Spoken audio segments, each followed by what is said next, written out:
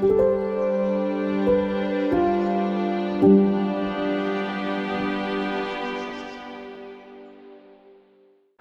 morning, my dear friends. Welcome to our Wednesday morning weekly Tanya Shir. We're holding in the middle of Perek Yud Aleph. If you have a lessons in Tanya in front of you, we are on page 170, or in the new print, or 168 in the old print. We're holding by the words V'yeshmi Shehara Goyver Bo Yoser. Okay, so we missed last week, so just for context, to fill in the discussion here. This section of Tanya is based on the idea the Alter Rebbe is developing that within every Yid there is a spiritual battle, a war of sorts, a spiritual war.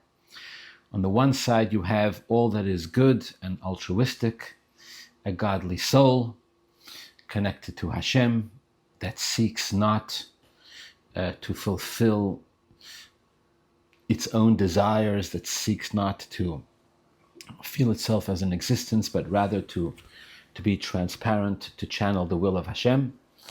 On the other hand, we call that the neshama, or the nefesh elokis, the godly soul. On the other hand, we have the nefesh habahamis, the animal soul, the preservation of self, the sense of self, the ego, all the difficult stuff. And for all practical purposes, the vast majority of us are locked in this battle to one degree or another, pretty much for the rest of our lives, where we never get to truly win or lose the battle. If winning and losing is defined by the nefesh elokis winning completely, the godly soul winning completely, where there is no more. So I'm just going to mute everybody. Sorry. Where there is no more battle to the point that the nefesh elokis wins completely, or no more battle in the sense that the nefesh habahamis wins completely. Most of us remain in this in-between zone where we battle back and forth. There are those select couple of lucky neshamas that reach the level of tzaddik, and even within that, there are different levels, as we learned. We'll learn probably at the end of Perek Aleph. The Alter Rebbe says there's also such a thing called a Rosha V'raloi. A Rosha V'raloi will be defined as complete spiritual loss, complete defeat spiritually, called the Rosha V'raloi. But again, the vast majority of us live in the in-between, where we vacillate and go back and forth, some days like this, some days like that. In the end, as we started learning, there's really only three things that a human being, b'chlal, can actually ever really control. We can control what we do, we can and what we don't do. We can control what we say and what we don't say, and we can control what we think about. We don't control whether or not to be thinking, because we're always thinking. But in terms of what we should actually think about and what we shouldn't, these are the areas.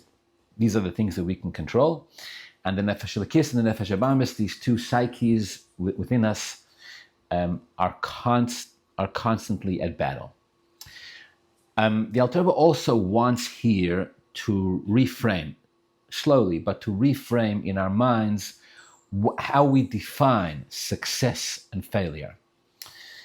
In other things in life, in other realms in life, the definition of success and failure is sort of more linear. It's more black and white, right? If a business is successful, generally speaking, in terms of if it makes money, and it's considered a failure if it doesn't, or if it loses money, if it ends you up in debt. There's intellectual pursuits are considered successful if at the end of the intellectual pursuit there's some type of mastery of the ideas, then this is considered a success. If you walk away confused or not understanding, then it's considered a failure.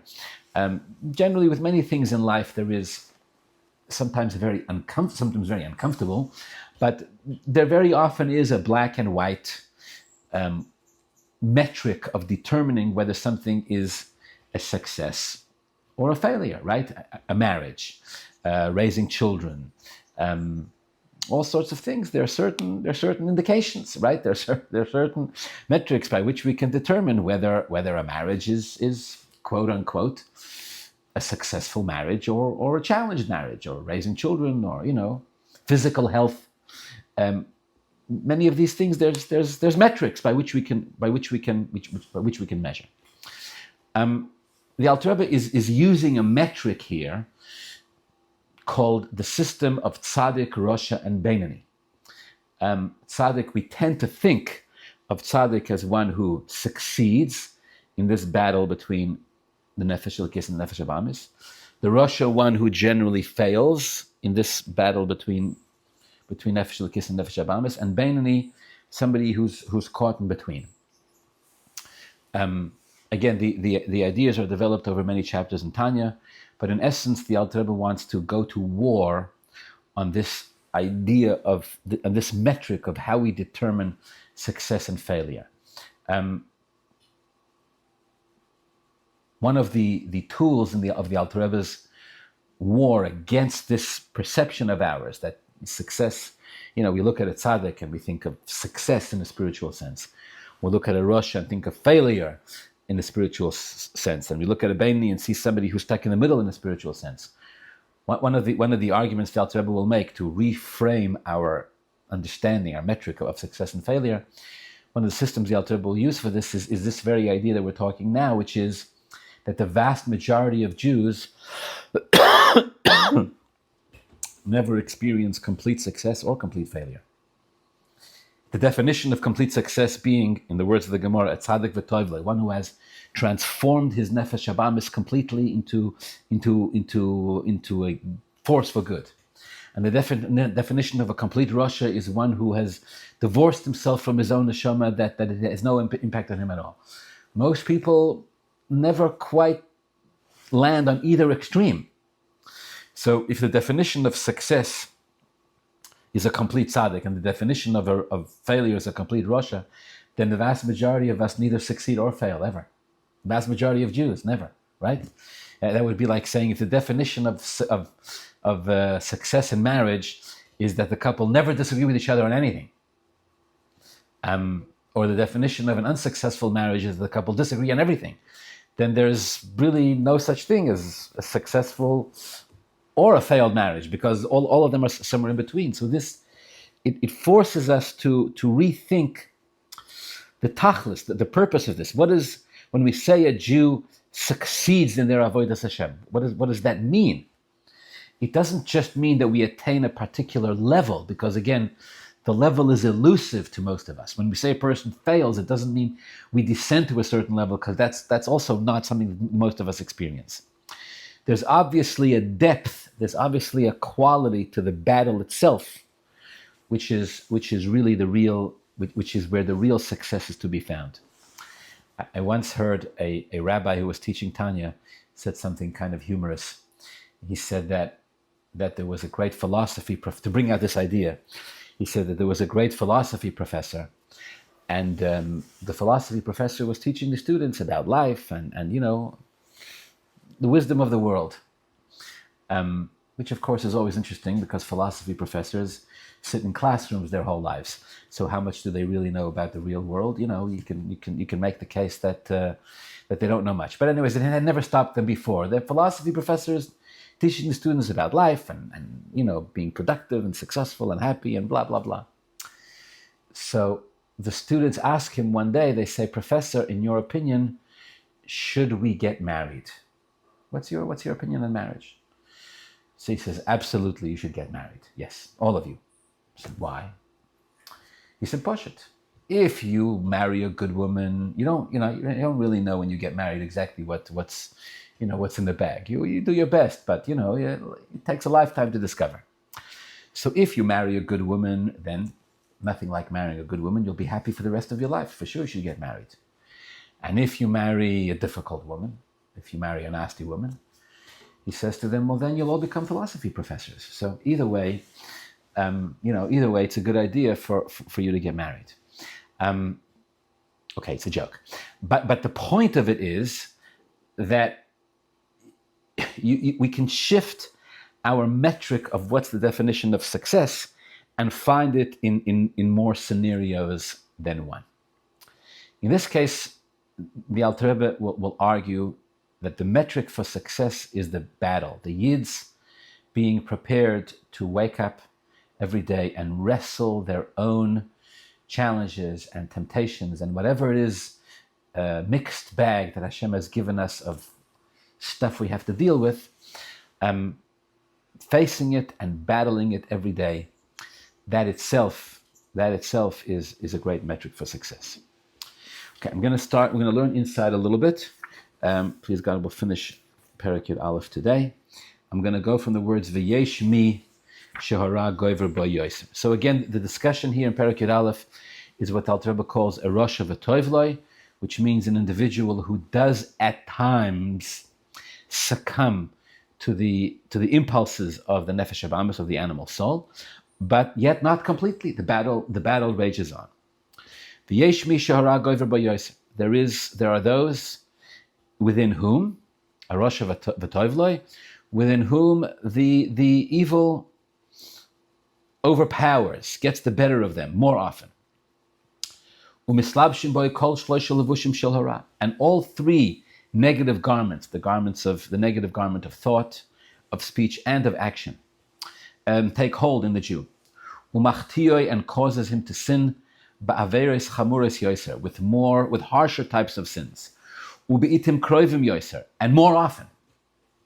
Ach beinesayim, but despite the Jews, who was it, Winston Churchill, I believe, said, the definition of success is going from failure to failure without loss of enthusiasm. Ach beinatayim ischaret, in between these times where the nefesh habamis, or the animal soul, gets the better of us, and we succumb and we fail in thought, speech, action, or all of the above, the person regrets their failures. And the person has thoughts of tshuva, from the good parts of their soul, which is very much awake and alive, which overpowers, which lifts its holy head in between these moments of darkness. And the person really does regret their own lack of self-control. Elo, but it isn't these moments of clarity, these moments of good headspace, of good consciousness, they're not powerful enough to truly be victorious against the evil. To cease and desist from sinning. He doesn't have that kind of self-control. To confess, to admit, the person should admit to themselves that they've gone off the path and fix themselves.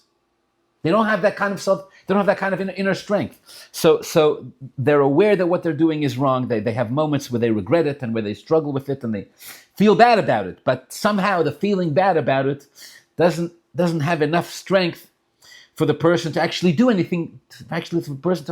Do anything about it. Concerning these individuals, the rabbis say, quote, Rishoyim maleim charotas. Rishoyim are filled with regret. They're filled with regret. Shehem roiv Rishoyim, this is the vast majority of Rishoyim. Sheyesh b'chinas tov b'nafsham adayin. There still is patches of light. There still is good parts to their soul, untainted parts to their soul that makes them regret the other stuff. But it's not powerful enough. It's not strong enough for the person to do something different about it, or to truly do something different about it, because they feel like they're victims of their own nefesh habamis. But yet, they have enough clarity of mind, at least at times, to self-reflect and to feel bad. These individuals would also be referred to as a rasha v'toivloi, meaning a rasha in the sense where the person sins, where the person fails, but toivloi, there's still good in the person's soul that goes, you know what, this ain't right. It doesn't. I struggle with this. The person is in pain. They struggle with it because they know that this doesn't truly reflect who they are. There's another interpretation, by the way, of the words Rishoyim Aleim Charotes. Again, the simple meaning of Rishoyim Aleim Charotes means Rishoyim are filled with regret, right? On a simple level, Lo Yaleinu Rachmana Litzlan, you have, in extreme case, a person who's an addict, right? So you have a person who's an addict who they don't have the self-control to refrain, to keep themselves away from the addiction, at least not for long enough to truly get a handle over it. But in between, when they have moments of sobriety and clarity, they look at their own life and they feel terrible. They feel shame and they're filled with regret. Right? Now, if they can't do anything about it, then may Hashem protect us. The shame and the regret is so painful that it drives them once again to numb the pain, and it sends them right back to the place of the addiction. But and that becomes the vicious cycle. But at least there are moments where the person can self-reflect and have regret in what it is that they're doing. In a few lines we'll learn, Alter Rebbe will say, there's a lower level than this where the person doesn't regret it at all, right? Where they have no regret. That's where they become so numb and so desensitized that they don't feel any pain. That's sounds better, but it's actually, in reality, it's actually worse. But that's not what we're talking about now. Now we're talking about Rishoyim Aleim Charotes means individuals who are filled with regret. They look at their lives, they feel bad about it, but they don't have, let's call it in simple words, they don't have the self-control, the self-discipline to change stuff. And we're all like that to one degree or another. But there's a deeper interpretation of the expression Rishoyim Aleim Charotes. I'll tell you what it is. We all, throughout our lives, we all make all sorts of decisions at every step of the way. When we make decisions, we do our best, of course, to make decisions that will set us in the right course, will set us in the right way. Decisions of where to live, decisions of who to marry, decisions of what to do, decisions, right? Every day we're making decisions. And as the wise people like to say, the life we're living now, generally speaking, is the culmination, is the product of decisions we made probably years ago. And the decisions we make today will impact what our life will look like in a couple of years from now. We're constantly, and a lot goes into these decisions. I actually learned this the hard way from Pascaning Shilas, but there's actually something on a daily basis called decision fatigue. Decision fatigue means that toward the end of the day, the brain, the mind, starts to struggle with making decisions and it gets tired. And this is where the person is most vulnerable to make decisions that are not wise, right? I used to struggle, until I properly learned to diagnose this, I used to struggle because like 3-4 o'clock in the afternoon, almost every day, I used to get, if I got text, shilas via text message, I would have a very hard time answering. Sometimes they were even relatively simple shilas, but I would just find myself struggling with it until learned properly. When the brain experiences decision fatigue, you have to let it rest. You have to not make decisions for half hour, 45 minutes. Even you do it doesn't necessarily mean the person needs a nap. It could just mean the person needs to do other things just to give the brain some relief. Decision fatigue. There was a politician, for the sake of this conversation, shall remain nameless, but a politician who said that he wakes up every morning and puts on the same clothing, not actually the same clothing, but they generally speaking, they look the same. Why? Because he knows he has to make important decisions over the course of the day. He doesn't want to waste decision-making energy on which clothes to wear. Suppose he prepares it the night before, or he, generally speaking, wears the same clothing, right? Not to waste an energy on it. My point is, we spend time and we burn energy every day making decisions. Okay. Some big, some small, but even the small ones compound over time. Now what happens? What happens is that with Hashem's help, we constantly grow and develop in life. We live to regret some of those decisions. Sometimes because they're bad decisions, sometimes they're selfish, sometimes they're silly, sometimes they, are made without sufficient, ignorant decisions. Excuse me. We very often live to regret certain decisions, even decisions that at the time that we made them to the best of our ability. But later on, you know how life is. Later on, we have a broader, deeper perspective. We're not as affected as much by some of the smaller things. Hopefully, we continue to grow, so we regret them. So one of the it is in those moments that we have to remember that even those decisions that were made at the time, which we now look back and go, actually, that wasn't wise, right? I wish I would have done things differently. You ever met a Jew in real estate and tell you, I should have bought a piece of real estate 10 years ago, 15 years ago. The people in real estate like to say, the best time to buy a piece of real estate is 20 years ago, right? The second best time to buy a piece of real estate is when? Is right now. So people will tell you from a financial perspective, I should have invested in this, I should have invested in that, I should have gone here, I should have gone there, I should have bought this, I should have sold that, right? People who got married tell you, I should have married a different person, I shouldn't have. People who are not married, I should have gotten married. People who have kids, I shouldn't have had. People. There was a guy who said he sat on an airplane, and the guy next to him was a little bit chatty, so he starts talking to him. He says to him, "How many children do you have?" He says, "I have 3 children." So the guy next to him gives a loud, in Yiddish it's called a krechts. He says, I wish I would have 3 children. He says, "What do you mean you wish you would have 3 children? You don't have any children?" He says, "I do." He says, "No, how many do you have?" He says, "I have 6. I wish I had 3. Verstehst? So people will go through life this way. I wish I would have, not done this, not gone here, not gone for this kind of education, I wish I would have ignored this person, cultivated a relationship with that person, etc. It's all normal. But Chazal say it's the approach of a Rasha. Why? Rishoyim, quote, Rishoyim aleim charotos means Rishoyim live their lives filled with regrets. In this sense, we mean not Rishoyim, evil people. We don't mean liars, thieves, nasty people.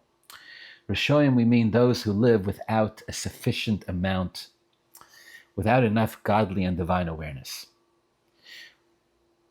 I would say there's 3 stages. Number 1, when faced with the scenario, we do our best. We do our best genuinely. Number 2, we grow, we develop. We come to see that at the time that course of action was chosen, we were coming to it from a very small and narrow perspective compared to where we are now. We have a much broader vision. That's stage 2. That's the stage where we regret. I should have, I could have, I wish I did, I didn't. Then there's stage 3. Stage 3 is when we're able to look back on it and say, something? It was the Ratzon of Hashem. It was supposed to be exactly as it was manifest. If it was intended to be any different, Hashem would have made it different. I needed to go, for whatever reason. Sometimes we see the reason, sometimes we don't. I needed to go through this. It needed to materialize exactly this way. And this brought me here to this position, and here I am now. I would maybe say it in slightly different words. I would maybe say, Rishoyim aleim charotos means to be filled with regret. To be filled with regret. There's an element of shame, there's an element of discomfort. To be filled with it means that you live in the past. And Chazal teach us that is not a place where the Ribbono Shel Olam wants us to live. Instead, no matter how wonderful or terrible the past, we imagine the past was, instead Hashem says to a Yid, don't get stuck there. We should take the approach that no matter what happened yesterday, as far as now is concerned, what happened yesterday was hashgacha pratis. If it happened that way, it means Hashem wanted it to be that way. And you look at yourself and you go, but I filled with shame. I said something stupid. I did something stupid. Okay. Is there something that I need to do now to fix it? Is there something that I need to do about it now? Yes or no? Yes, do it. If not, write it off as being the rotzen of Hashem, hashgacha pratis. If I was supposed to have gone to live in that particular place, I would have moved there. I didn't. Hashem brought me here. I'm supposed to be here. That's the end of it. There's a story they tell about the Alter Rebbe, the author of the Tanya, that he was once sitting around with his. It's actually a difficult story to repeat, but it's a true story nonetheless. That he was sitting around with his peers, with his chaverim, the students of the Mezritcher Magid, and they indulged in the following conversation. They said, if you were God, if you had Hashem's control, Hashem's power for a day, for an hour, forever, whatever the case may be, what would you do? And the students were all bursting. They were like, we would, end the Jewish suffering. We would bring Mashiach. We would, we would remove illness from the world. We would remove death. We would, we would make all the Jews scholars. We would, the Levi Yitzchak Kabarditchev, right? He said very famously, he said, Hashem put all of the temptations of the world in the street. And he put all of the ideas about Hashem and the Neshama, he put them all in the books. He says, the Barditchev said, if I were Hashem, I would do it the other way around. He goes, put the Neshama and godliness and all the realities of Hashgacha Pratis, put that in the streets. And put the Taivas, all the different temptations, and they put that in the books. Only the academics will sit there and philosophize about it. He goes, and then we'll see what people will do. So everybody was bursting with ideas of how, if they were God, they would do things differently, or how they would make things better or amend things in one form or the other. And the Alter Rebbe sat on the side and he was silent. So when the hub died down and they turned to the Alter Rebbe and they said to the Alter Rebbe, no, so what would you do? He said, if I were Hashem, I wouldn't change anything. Nothing. Well, how could you say such a thing? Well, everything feels right to you? Everything feels okay? And the Alter Rebbe said, no, of course not. But if I were Hashem, I would see that things are exactly the way they're supposed to be. Of course, as human beings, as people with Bechira, doesn't mean we sit there and we just absorb it and accept it. It means we understand that there's a mandate here of something that we need to do. But the mandate only applies to things we can control, not to things that we can't. And on a deeper level, Rishonim, Maleim Charotos means Rishonim are filled with regrets about things they can do nothing about. Wasting time and energy. Okay. We'll conclude. Concludes the Alter Rebbe, a person who never regrets. They sin and have no remorse. They don't even feel guilty about it. They don't even feel bad.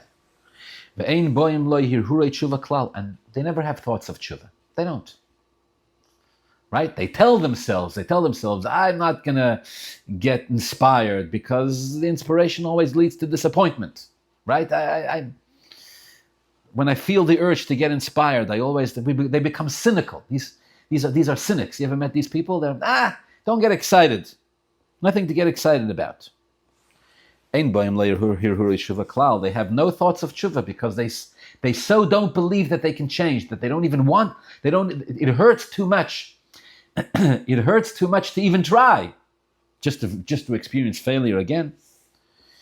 Says the Alter Rebbe, Nikra Rosh Virali. These individuals are called the Rosh Virali. Not a Rosh V'Toivle, Rosh Virali. Sherasha b'nafshu levad inishu v'kiba. This is complete spiritual defeat. The evil in their souls is all that remains. Ki govar kol kacha ala toiv. It has so overpowered the good parts, ad shenustalek mikirboy, until it has left him. So again, you got either bookmark. Tzaddik v'toivloi, the ultimate tzaddik, is one who has transformed all the negative into positive. Rosh Hashanah is one who no longer feels regret, and no longer feels any sense of optimism in their souls that they can ever climb out of this. This is the lowest.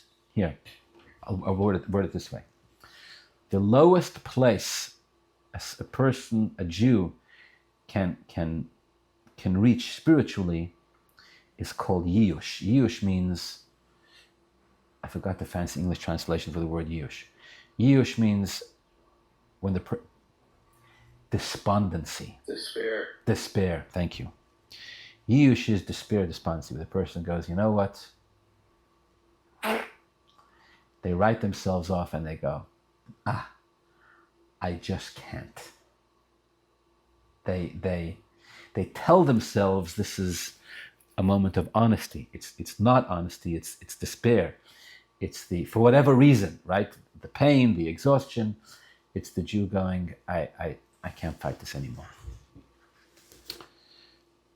This says the Alter Rebbe, is an individual referred to as a Rosh Hashanah, meaning they don't even regret it anymore. The regret is too painful for them. They just give up and they say, I can't.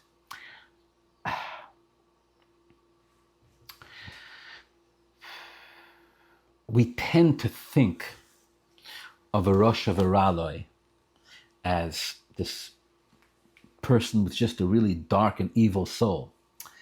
But at the heart of it, that's not correct. You can have a person who sits and studies and prays and does all sorts of mitzvahs and all the rest of it. But they've given up on themselves in certain areas, certain parts of their own growth, they've given up. So in those areas, we would refer to them as a Rosh Hashanah, meaning they're not putting up a fight anymore. We all know that in our Avodas Hashem, we have to constantly grow, right? We all know we have to constantly challenge ourselves. So what happens is there are certain areas where we feel comfortable to challenge ourselves and certain areas where we don't, right? The academics love to study. They're always ready to challenge themselves to learn more, right? If I learn more, it means I have to work less, right? So of course, I'd be happy to spend the time learning more. Spend less time with my family, Gesundheit, right? Some people don't like to learn, so they're always happy to do other things, but they don't want to learn. Everybody has areas in which they feel areas of comfort, areas of strength, where they're happy to continue to excel over there, but not in other areas. I shall never forget the day I was counseling a young man, and he told me that for him, Avodas Hashem b'simcha, to serve Hashem with joy, was something that would never be something that he could ever attain. Just not possible. His psychological composition was such that melancholy was his middle name, and he just couldn't be joyous. And he was prepared to study and pray and inspire others, Gesundheit, but just not Simcha. He felt what wasn't for him. So what I'm trying to say is, in that area, he doesn't even have charata. He doesn't even regret it. He doesn't feel bad about it. He's allowed the Yetzer Hara to convince him that in this tchum, in this area, he is truly incapable. He's born into it. So in that sense, he becomes a Rosh Hashanah, meaning this is a battle. He concedes, and there's no more struggle. I actually told him, I said, if you think that this is something you can't do, then my guess, based on what it says in Chassidus, is actually this is the most important battlefront for you, more so than anything else. And it's why the Yetzer Hara has convinced you that in this one area you should let it go and fight in all sorts of other places, not here, because this is the one which is most important. We don't necessarily know which is the area which is most important for us to struggle in, but the Yetzer Hara knows, and the Yetzer Hara puts up the biggest and strongest fight, but Dafka over there, and tells you, leave this alone. You're not going to win this anyways, right? Go struggle with all sorts of other things.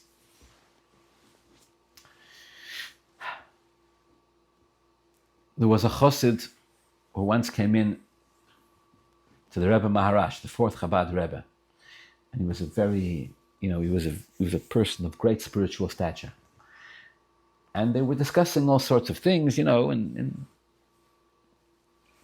this person's avodas Hashem. Excuse me. And the Rebbe Maharash asked him. The Rebbe brought up the issue. The Rebbe Maharash asked him, "What's going on with your shalom bayis?" This story blows my mind. And the guy didn't want to talk about it. He was like, "Rebbe, this is a no-fly zone. Let's go back to talking about Tanya and Nefesh Elokis and all sorts of other stuff. This is not going to be a productive conversation." And the Ramarash was like, "Easy, pal, easy. Take a breath. Talk to me. What's going on with your shalom bayis?" And he goes, "Rebbe, it's not going to be a productive conversation. You're going to not be happy with what I'm going to say. You're going to tell me to do all sorts of things. And you ever met a Jew who talks to you in a moment of honesty about their marriage? Listen, everybody else's marriage is, but me, in my situation, with my upbringing and my spouse and my family and Rabbi, I'm different. Every Jew. My case is unique. He starts giving this shtick to the Rebbe Maharash. My case is unique. My wife, my this, my that. He says, "Rebbe, please don't tell me to fix my shalom bayis because I'm not going to be able to." And so I'm genuinely a person who's really prepared to work on themselves in many areas, but has come to the profound conclusion, probably in his own mind for very justified reasons, that shalom bayis would be a waste of time and energy and not something that he would be productive in. And the story is that the Rebbe Maharash stops the conversation with this chassid, and the Rebbe goes sort of into, it's called a dveikus, which means a trance, but it means that the Rebbe does what a person is supposed to do when you hit a brick wall. And what you do in a situation like that is you self-reflect. And after a moment or two, the Rebbe Maharash looks at this chassid and says to him the following. He says to him, the Gemara says, "Mi sheyesh lo yiras shamayim dvorav nishmoim." If a person has fear of heaven, then their words are not just listened to, but their words have a true impact. If a person has real yiras shamayim, then a byproduct of having yiras shamayim is that one's words are taken very seriously.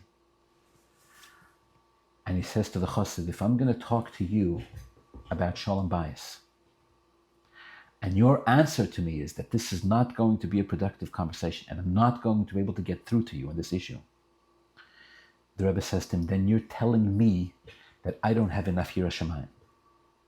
Because it would not be possible for me to have yiras shamayim and not be able to get through to you. And then he pauses again, he self-reflects again, and he says, I want you to go home and work on your yiras shamayim. And the depth of the story is such that for all the most wonderful and noble and convoluted, complicated reasons, this particular chassid, like every growing human being, gets stuck somewhere, and he gets so locked in and so stuck there that he can't budge. And his Rebbe tells him, "Come on, let's unlock this." And the chassid goes, "Not possible." And basically the Rebbe's answer to him is, if I'm a Rebbe, if we're going to make this stuff real, if we're going to really subscribe to this, then we've got to be able to break out of Mitzrayim. We've got to be able to experience limitations. It's okay. We get stuck in them, but we don't remain stuck in them. through the assistance and brachas of a Rebbe and fear of heaven, we're able to unlock from those. So in this context here, we talk about a Rosh Hashanah means a person who's not just experiencing a challenge, but more significantly, they see themselves as being victims of this challenge completely under the spell of the Yetzer Hara in this area. And the Alter Rebbe is here to tell us that it doesn't have to stay this way.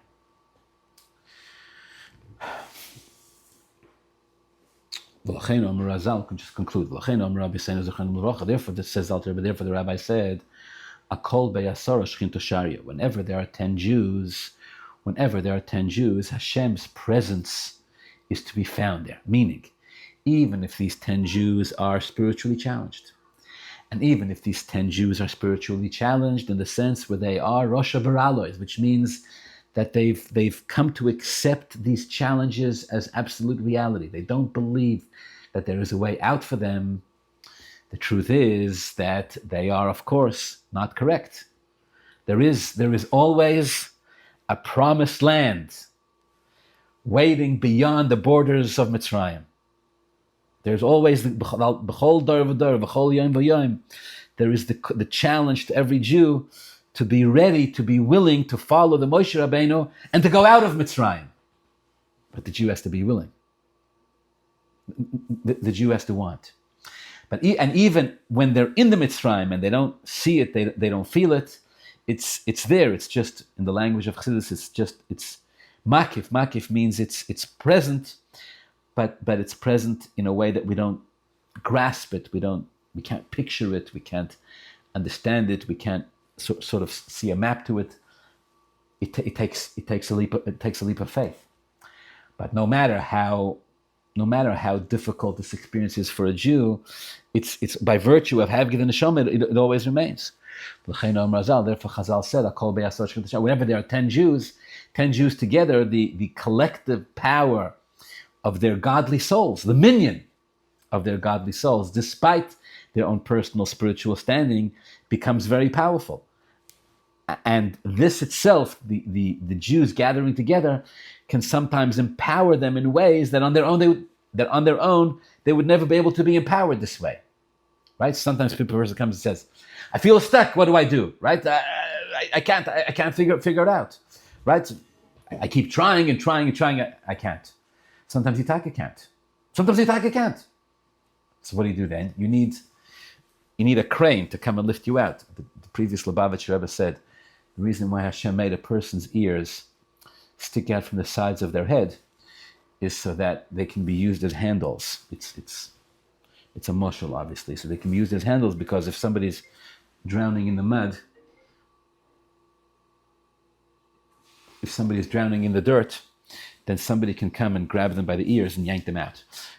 Not literally, but metaphorically. The idea is that as long as a person is prepared to listen and hear, somebody can help lift them. So sometimes when a person is stuck, even on a personal level, stuck completely themselves, a kol beyasora shchinta sharia, together with the help of others, when the godly souls can be manifest and can overwhelm the limitations and help a person break out of it. The idea being that no matter what type of challenge the Yid is in, we have to always remember that by virtue of being Yidden and being Neshamas, and with the help of study and our fellow Jews and the tools that we have, to constantly continue to grow in our own avodas Hashem and to break out of any and all limitations that we perceive.